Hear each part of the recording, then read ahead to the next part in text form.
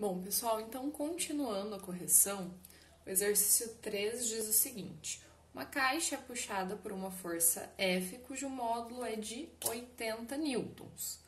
Então, a gente sabe que essa força vale 80.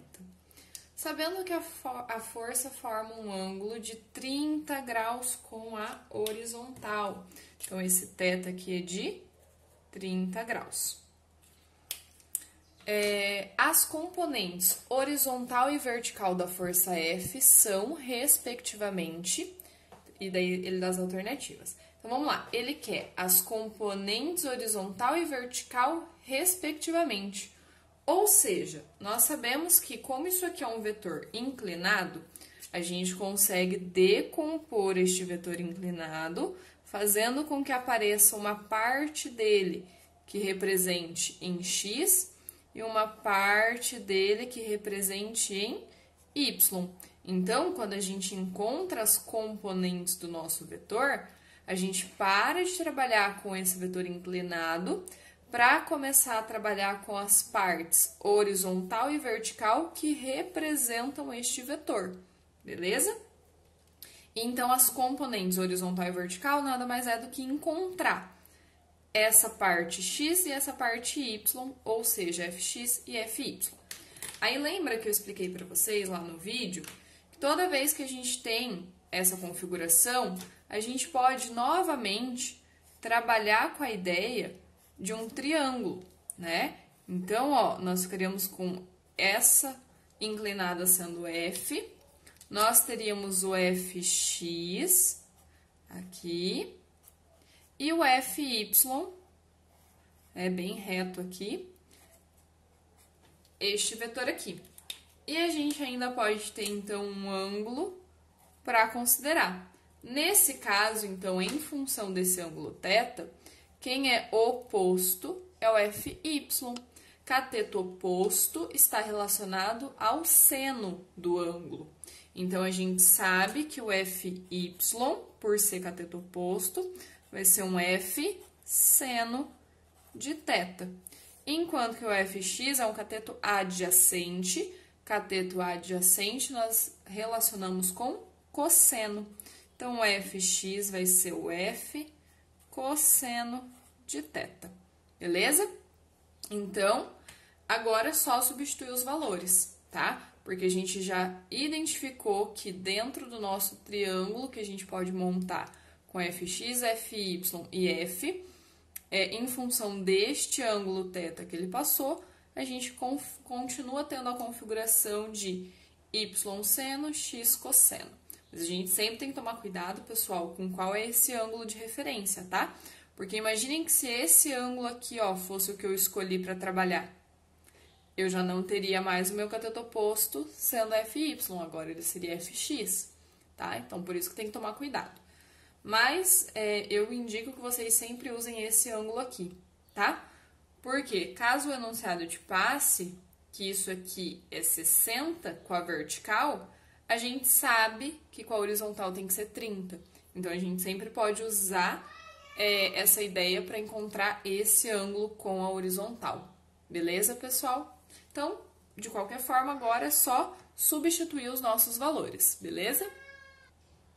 Então, pessoal, aqui, ó, fy é o que a gente quer, f é o vetor inclinado que ele já passou o valor 80, seno de 30, porque é o ângulo que a gente está trabalhando. Seno de 30, lá da nossa tabelinha do 1, 2, 3, 3, 2, 1, a gente sabe que seno de 30 vale meio, beleza? Na dúvida, pessoal, façam aquela tabelinha, tá? Da musiquinha lá do 1, 2, 3, 3, 2, 1. Ok? Mas seno de 30 vai ser meio. Então, fy é igual 80 vezes 1, 80. Dividido por 2, 40 newtons. Então, fy vale 40. Enquanto que o fx vai ser f, que é de novo 80, vezes cosseno de 30. Cosseno de 30 vai ser raiz de 3 sobre 2. Beleza? Aí, aqui a gente vai fazer, ó, 80 vezes raiz de 3, 80 raiz de 3. Dividido por 2, vai ficar 80 dividido por 2, que é 40. Então, a gente vai ter 40 raiz de 3 para fx, beleza? Como ele pede respectivamente, e no enunciado ele fala as componentes horizontal e vertical, respectivamente, a nossa resposta correta é aquela que indica 40 raiz de 3 newtons e 40 newtons. Tá, pessoal? A gente tem que tomar cuidado com essa ordem que o enunciado pede, beleza?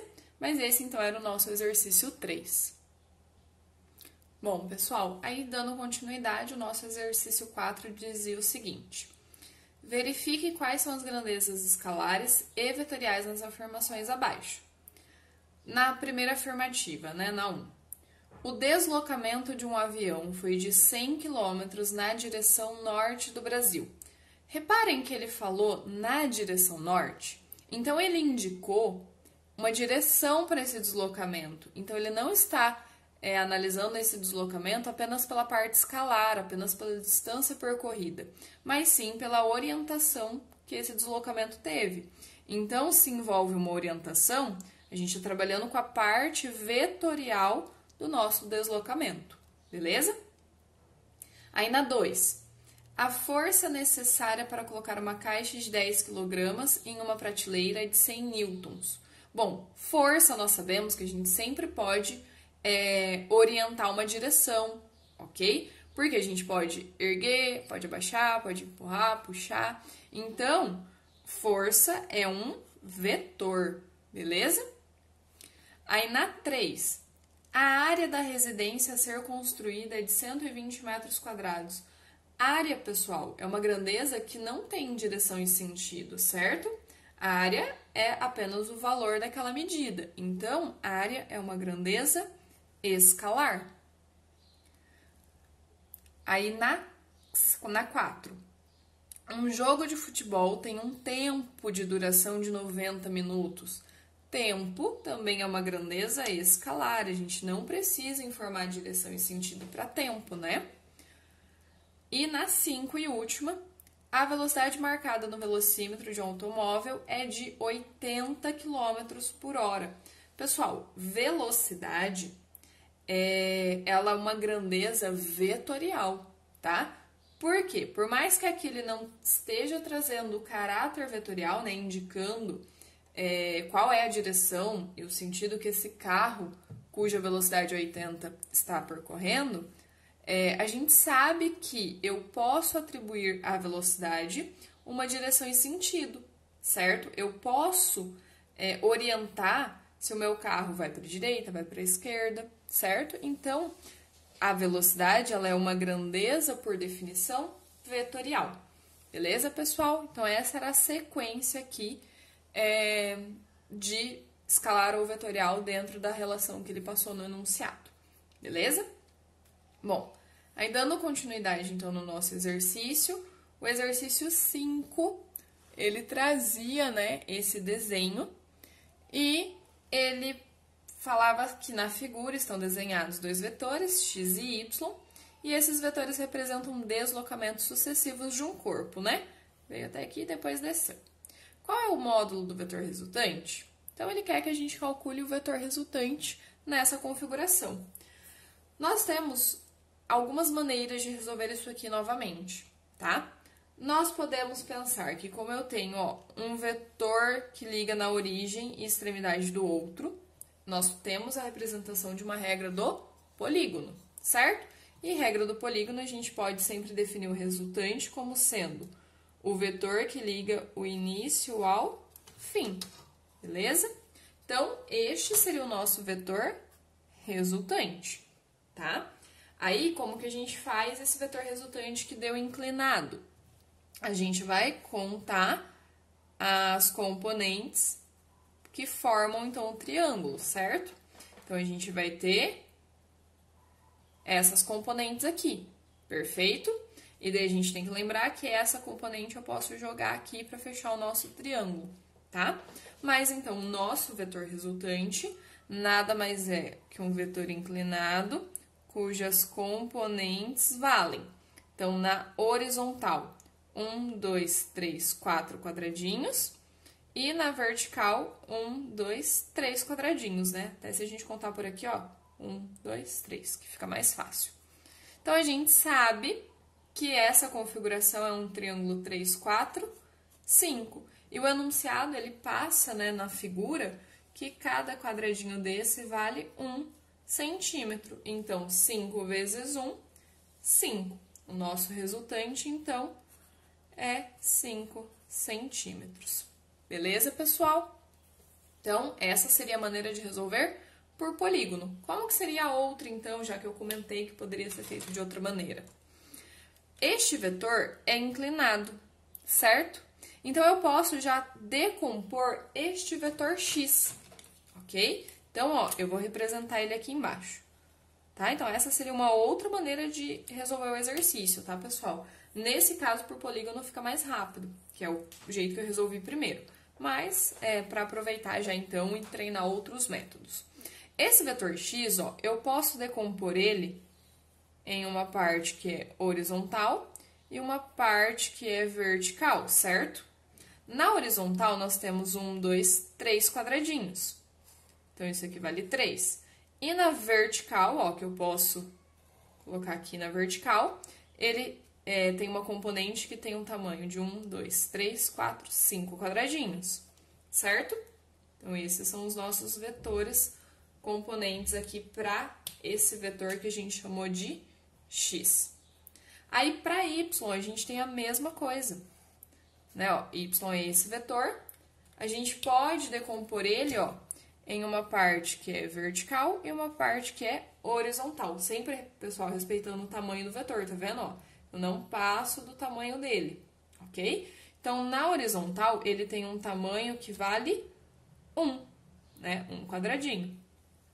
E na vertical, ele tem um tamanho que vale 2. Aí, agora, ó, nós temos o quê? Vetores na horizontal e na vertical. E a gente sabe trabalhar com vetor horizontal e vertical, certo? Então, ó, eu vou escrever aqui, ó, horizontal, vertical. Beleza? Na horizontal, nós temos um vetor 3 positivo e um vetor 1 positivo, certo? E na vertical, nós temos um vetor 5 positivo e um vetor 2 negativo, certo? Porque ele tá para baixo, então isso aqui é menos 2. Quando a gente calcula aqui, ó, o resultante na horizontal vale 4 e o resultante na vertical vale 5 menos 2, 3.